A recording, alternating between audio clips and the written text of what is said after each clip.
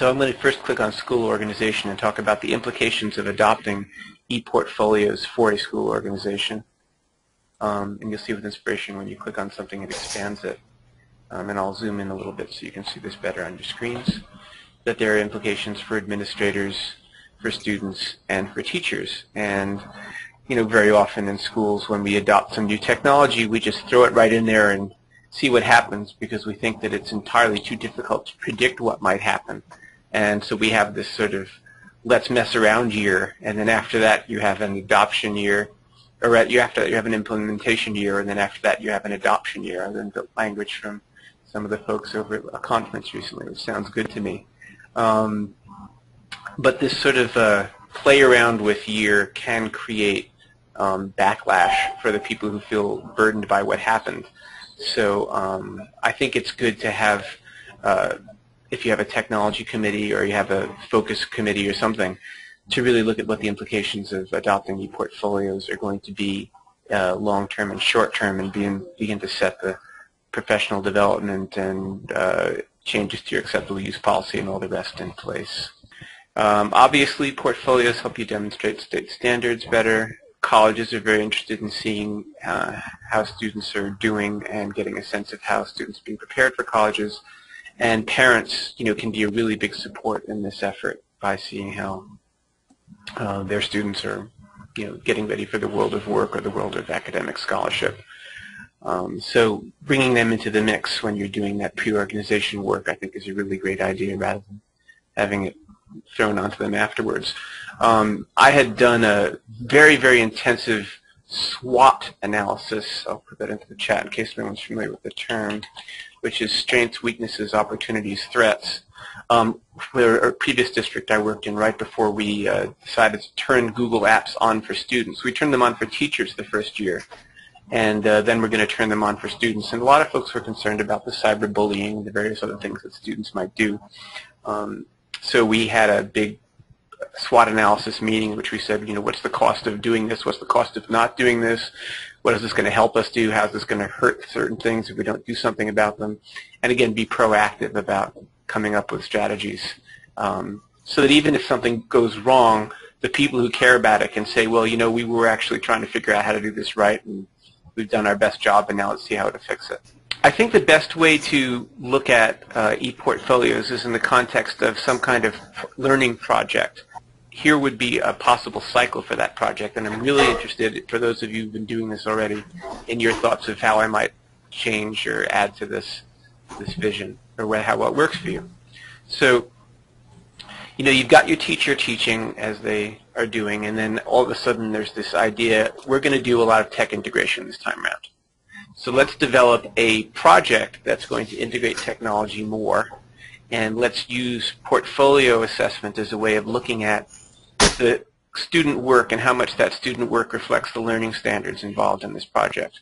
Already making this as a goal is a step ahead of what happens a lot of the time, where the technology integration effort says, oh, we'll use Google Docs, or we'll use Picasa or something, but they don't tie them so firmly to standards because it's more everyone's delighted with, wow, we use the tool and how wonderful these products are, just because they have bells and whistles. So I think that the identification, as everyone would agree, of learning standards and technology integration goals happens right here when we talk about what project we're going to do. So, and part of that, once you know the technology and the standards, you can start working on a rubric. The rubric is very, very important for the ePortfolio process. As I've understood it, New Hampshire has a state law that all schools have to use ePortfolios, which is a pretty profound and radical step. And so what I'm going to be presenting is how they do it there, and I'm sure there's a lot of different ways to skin this cat. So you've got your rubric, which is a way of attaching things that you can see in the artifacts prepared by the students that indicate their mastery of, or their level of mastery of various standards. So you have your students individually making something at some point. And I think it would be good for us to concretize this. So let's say that this is a research project and it's going to be expressed as a web page with hyperlinked bibliography and perhaps some multimedia elements. So let's say the students have they've done some Googling, they found some resources, maybe they used their bookmarks to organize them into an outline, maybe they then exported those bookmarks into a HTML file, maybe they then pasted that HTML file onto a Google Docs, and now they had a ready-made outline of hyperlinked resources and notes towards a research paper they were going to do, and then they did a first pass where they decided how they were going to quote or paraphrase these resources, string them all together with topic sentences and transitions, and end up with a hyperlinked research paper. I went through that very quickly because it's something that I just did with a couple of teachers and could share that with folks at another time. So they make their first version of it, and this is now a draft. The first stage of evaluation of that draft is formative evaluation. We're now moving from individual construction, one student making something, into social construction, where we're now having a group looking at that thing and helping it change. This is a profound step, and one that is impossible without ePortfolios, or at least at a minimum without the sort of collaborative work of Google Docs or some other platform where multiple people can look at things and change them. When you had, in the old days, students type a paper and then submit it for a grade, cycles of revision would happen between the teacher's comments and the student. But now a whole class or a series of students can look at something together. I think, depending on the age and the maturity of students, you want as soon as possible to get to a place where the first pass of revisions happens with students looking at that rubric and looking at the work and giving feedback to each other about what's happening. But there's a cost to this. In fact, there's a cost to even doing the whole technology integration piece, because the teacher's doing a bit more work in planning things. So where I've made these stress lines, I'm talking about things that we need to be considering when we adopt ePortfolios. There's a big cost to them, and it's not just money. Maybe not be money. But when you start teaching students, having students be peer reviewers, which is what we're talking about here, there's the stress of teaching students how to give feedback, how to use the rubric to give feedback, and then there's the stress of teaching students not to cyberbully each other, how to be good digital citizens, how to give constructive comments, and all the rest. So if you just have your early adopter faculty do this, then they're going to have to teach their students every time how to be nice if they're going to be peer reviewers. But when you get to a place of school-wide adoption, and you're building the sense that our students are, peer scholars and they help each other, giving good review to each other's work, once that's something that an 8th grade teacher can count on a 7th grade teacher having done, who can count on a 6th grade teacher having done, there's much less overhead when you adopt this. You can now go straight to it. This, to me, this point right here is really, really critical. I don't really see written policy documents driving much of anything ever. We're in, schools are loosely coupled organizations, and people behave much more based on culture and past practice than based on, faculty and student handbooks until they're forced to. And I think having a freshman tech orientation course, having something that all the students are exposed to, just as having, in-services at the beginning of the year that are not like one-stop throwaways, but rather are indicating a direction that the whole school wants to go. I think that can go a long way to saying, here's what we care about this year, here's what we've been caring about, and then all the teachers and students after that orientation session go back to their class. Maybe they have some follow-up activities. I think that's, this is what I mean about cost, because, we don't have a whole lot of time for new classes. Certainly our in-service days are used up a lot. But until we start devoting that time to this process, we're dealing with something that's very complex, and we have a tendency to burn people out before they really can get the ball rolling. And since it takes a lot to help to recover something after there's been burnout, that's why I'm suggesting it's really valuable to think about the stresses and the organizational steps that can be taken. Until you're ready to do a commitment of this being school-wide, it's going to be an early adopter effort. The instructor is working to help the students do this, and this doesn't have to be related to portfolios. I mean, this could be a simple thing where people are writing on paper and doing peer editing with each other. So it's in a way, the whole concept of committing to student-to-student formative evaluation is a separate piece that you can pull out of that process. But I think it's key for ePortfolios. So again, this is the social construction of learning as opposed to the individual construction. We're saying, what do we together as a group understand, and how does our collective vision inform the work that each individual student is doing? This is more natural because in the real world, if you're an academic, you've got a peer review community. We do socially construct learning, we know that, and so this is a natural process to adopt.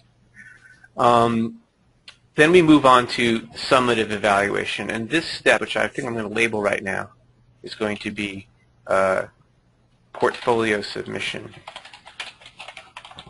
So in the formative evaluation phase, you could say, let's put the work up in a place where it's linked to our list of our work for our project, what I'm going to come to later is the portfolio matrix.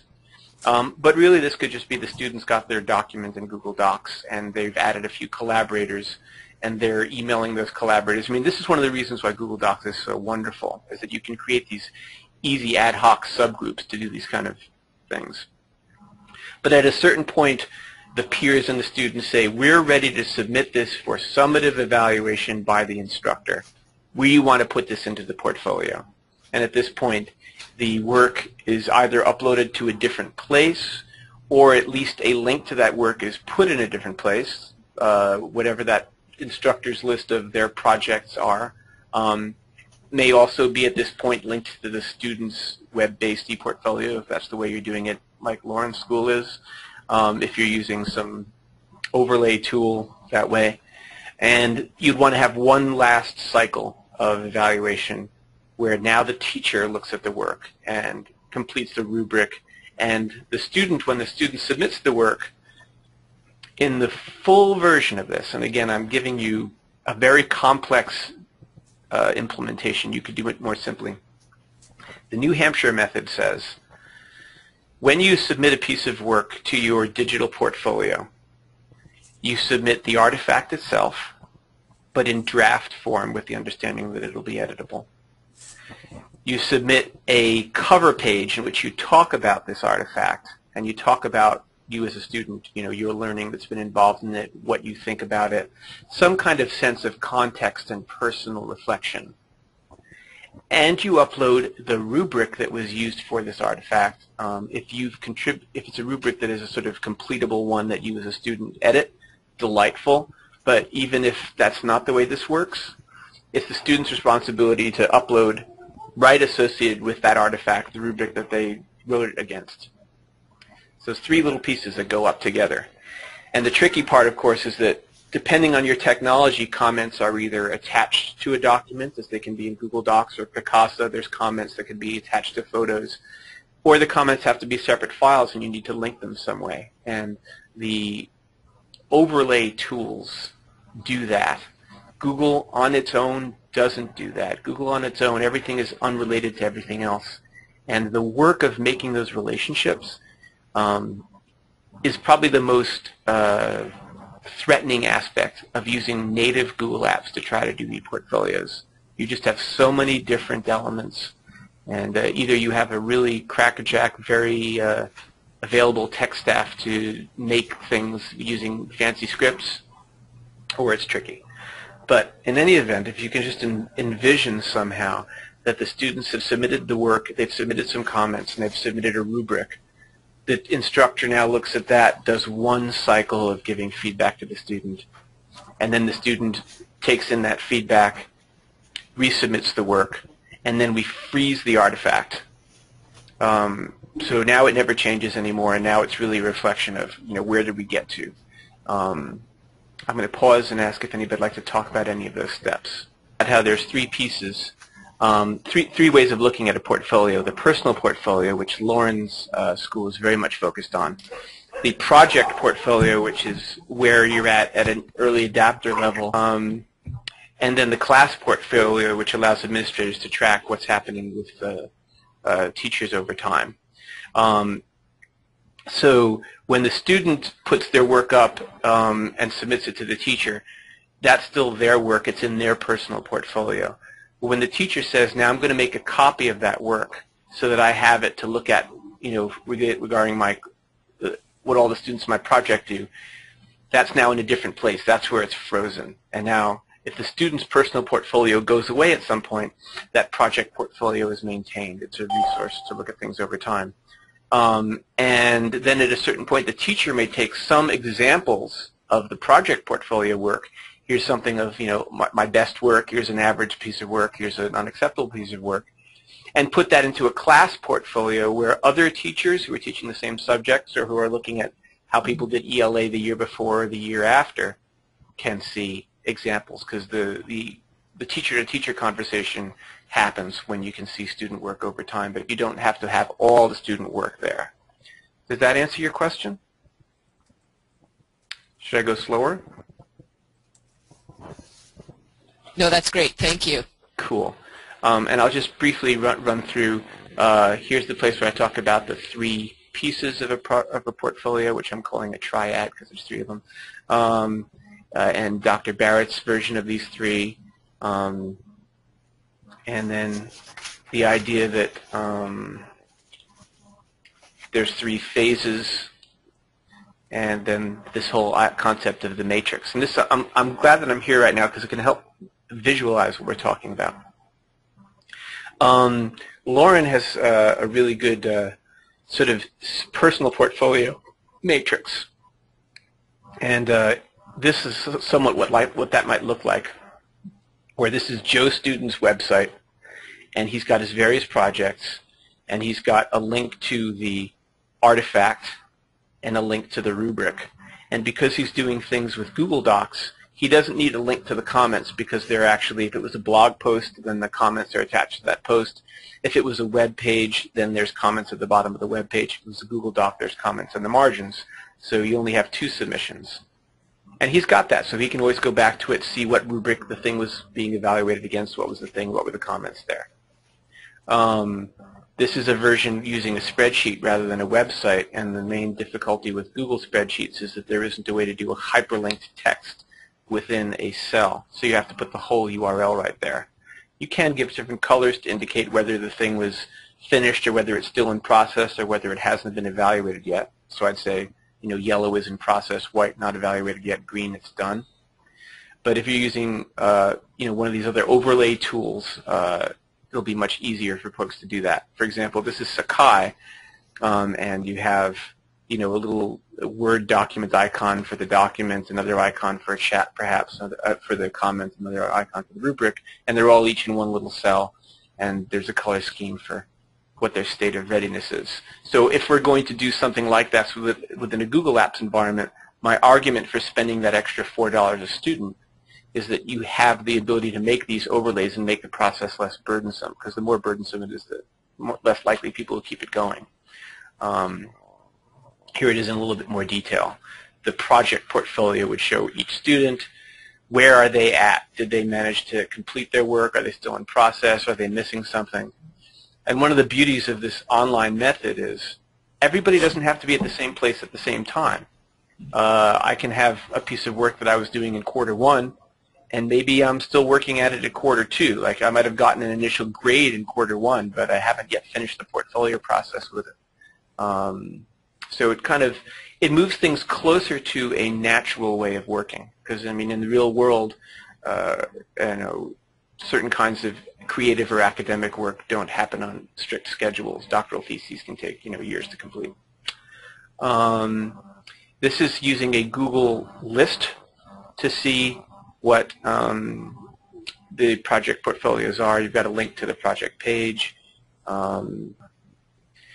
So the overlay of standards is something that that Lauren has worked on a great deal, where she has a separate tab with a separate list for the projects as they are addressing net standards and other standards that the school is working on. As long as everybody has adopted those standards and is going to keep it going for a very long time, that makes sense. If the standards are always changing, you really can't do this because you've committed in your layout of the website to how you're organizing them. I realize that for those who hasn't seen Lauren's work, you have no idea what I'm talking about, so I'll stop because we need to move on a little bit. So, because of COPPA and the other regulations around student work, there's this, if stakeholders are going to be involved in looking at student work, we obviously need a different environment where we're going to be presenting that work and can make sure we've expunged all the student-related information. But within the Google Apps environment, since the only people who get to see this are people that have signed some kind of acceptable use policy and know what's going on, we know we can have a lot more freedom to what we share and how we share it. So how does this all work? We've got some kind of group where for organizing the learning, you can do this with Google Sites, which is where most teachers are doing it now. If they have a project, they make a project web page, and that sort of shows, hey students, here's your resources we're using, here's some background, here's the assignments, here's how you can submit work. And with Google Apps, the way you submit work in a web page is to embed some kind of form or to embed some file upload. And all of those are pretty complex. Just creating a form and embedding it in a web page is maybe not so hard, but then interpreting the data from that form, you either do the fancy thing of creating a mail merge with Microsoft Word offline and then being able to look at the form responses in the context of the form, or you use some fancy Google scripts, which I've read about but haven't used yet to do those things. But again, those have to be individually applied to each page as you're making new ones. So it's this main thing, the learning management system aspect of running projects, that is the argument for using something like Haiku or Schoology or some of these other overlays. And anybody who feels that they're managing to solve this natively within Google Apps, I'd love to hear you. Anybody out there feel they're doing that or need me to talk more about what I mean by learning management system? And yeah, clicking exactly on this, that there's a competition for cognitive framework and attention between your student information system and your learning management system. Mm-hmm. And he said he thinks that it's entirely misplaced to put so much effort and attention on this data keeping, because it's like Heisenberg, the more attention we put over here, the less we put over here. Yeah. So my philosophy personally would be give Caesar as little as you possibly can and put as much flexibility as you possibly can into the learning management system. So when we had that conversation, I heard him saying that he loved Haiku and wished that he could, do less on this side. So, in the old days, WebCT, Blackboard, all that stuff is what we're talking about. And the beauty is that they're products that are well integrated with Google Apps, and therefore you can respect, permissions and create new documents within the context of those. But they cost money. Then there's, federal funding is associated with the proper maintenance of the data on these things. So we have the groupware, which is the shared reference point during the time that the project is going on.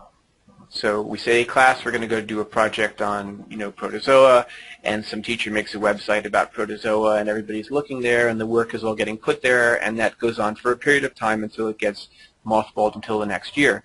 But at a certain point, some of the work gets submitted to our ePortfolio, which is, it's not even written here really. I haven't even got a place for what that ePortfolio is, but the files go to a repository where we now can see where all of them are. And actually, I'd say this is probably the ePortfolio as well. So files and matrix.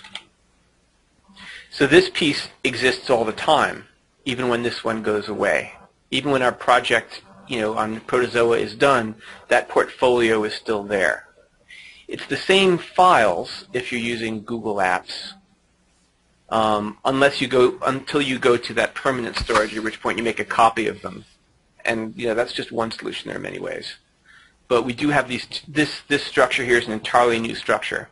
Until you decide to adopt ePortfolios, what you end up having instead of this is you have your group where you have your project site, and then maybe a student has their own website with their own portfolio somewhere.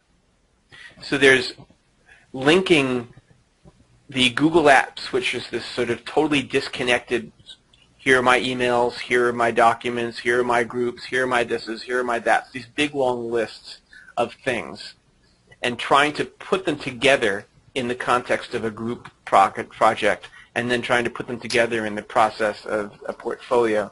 That's the work that these helper applications do automatically, that they're designed to do. And that if you just use Google Apps native, that's where it's a lot of work for people to figure out how are we going to do it, to train teachers how to do it. And then, you know, what happens when suddenly Google Apps finds an easier way to do things? We've trained everybody to do it this difficult, complicated, old way. I see this as being, you know, an incredible, you know, rocky shoal that things crash against if you don't do it with groupware. What I speak about the commitment here, and I'm sure Lauren is thinking about this a lot, is if you say, okay, here's what all student ePortfolio websites will look like, or here's what all class ePortfolio websites will look like, everybody's got to learn how to use that and adopt and keep it. And if they're not all committed to it, you know, it's like a longitudinal study in which people drop out. You know, you lose the value of it. That's really what we're going to be struggling with here, I think, as well, is how do we get that global commitment to it? For us, it's turning out that we have two relatively new principals who are committed to total school transformation. Mm-hmm. And so Wow. This is just going to be a piece of that transformation. It's the first time I've really felt like there's some hope of people understanding what the power might be of portfolios. And that's why it took a whole year to get a clear answer about what are the outcomes we want in our portfolios. What are those, you know, Graham, you know, it looks like tabs. What are those tabs across the top going to be? But we still haven't figured out a way to get me to train people, to get me to really elbow my time into classes to say, okay, you need to give me 20 minutes for these kids to put in their best piece of the history project they just did. Mm-hmm. You know, and until people get that training, it's not going to be automatic for kids to turn to their portfolio automatically. It's, oh yeah, that would be a great thing to put in my portfolio. So I guess, are you lobbying for a little superintendent's conference day time yet? We had one yesterday, actually. The associate superintendent and the principals. It's still a confused muddle, to be honest with you. You know, you can't do it. Transformation isn't like flipping a switch. Mm-hmm. So this is just a piece of the bigger puzzle. But I've been tasked now with coming up with more specific goals and strategies for the year. Nobody's giving me any time. Yeah, Sue. Oh, I'd love to keep hearing from you as you're going through this process to find out, you know, how it's working and what model you end up going with. When it sounded earlier as though I might have been saying, oh, it was too bad that we lost that tech orientation class. The downfall of the tech orientation class for ninth graders is that it was seen as now no one else needs to deal with it. Exactly. No one else has to have any buy-in at all into these ePortfolios. One thing we're going through this year with NEASC, and we'll have our visit in the spring, is this has suddenly been a wake-up call to teachers that they're struggling trying to find evidence of curriculum instruction and assessment. That is, you know, school-wide use of rubrics and things like this. And so it's been actually a good wake-up call, and I think the time may be right to say, okay, well, remember how we struggled this last year? Here's a way that this can be ongoing and not such a battle every 10 years. Are you going to have any money to buy something like a haiku product? That we might. I don't know. We have a grant that Peter received this year, an innovation grant, and I'm not sure exactly how we're going to spend that grant money, and I think we're kind of holding off until after we're done with our own self-study to really focus on that grant. But, you know, that's one possibility. Yeah, we have no money. I mean, that's just not going to happen this year. So we're going to have to go with the one with the multiple stress linkages there. Mm-hmm. That's just the way it is. And we may end up being the same way as well. I just don't know. So I'd love to keep in touch with you, Lauren, as you go through this process as well. You know, it's funny, Sue. I was thinking about calling you anyway because I'm working with our new librarian on a proposal to sort of reinvent our library. Oh. And yeah. Call me, please. Yes, let's visit. Okay.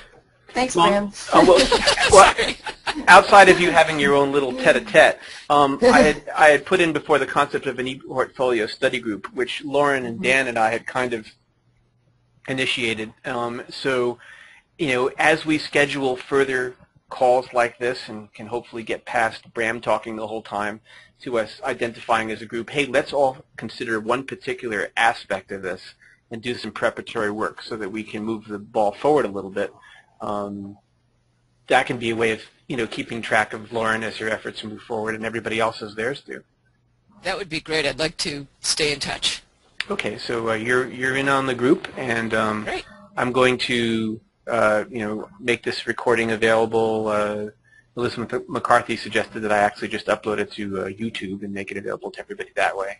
And I'll share the links, and any one of the members of the group can say, hey, you know, let's schedule a time to talk about this and such. It seems like Fridays at 9 is a good time for everybody. Yeah, it is. So the call has winnowed down to Lauren, Sue, Hank, and myself, and we've got about 9 minutes left if we want to be a full hour, or we could just stop now. Does anybody want to talk about anything else? My superintendent Martha is here, and she's just asked me a question. Is U32 only doing the integration of the teacher dashboard, or is WC8U, the whole Civil Student Union, WCSU, the whole supervisor union doing it? Does anyone know that? I don't know. Elizabeth would be able to answer that. Yeah. Okay, so Sue doesn't know, but Elizabeth and I will stay in touch about this. Yeah, here's how small the world is.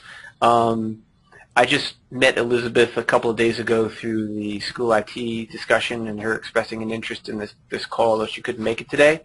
And her husband is my best opponent at the St. Johnsbury Scrabble Club.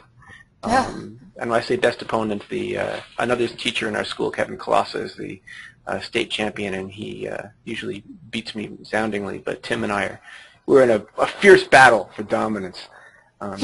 So it's just wild that it's Elizabeth's husband. Welcome to Vermont. Yeah.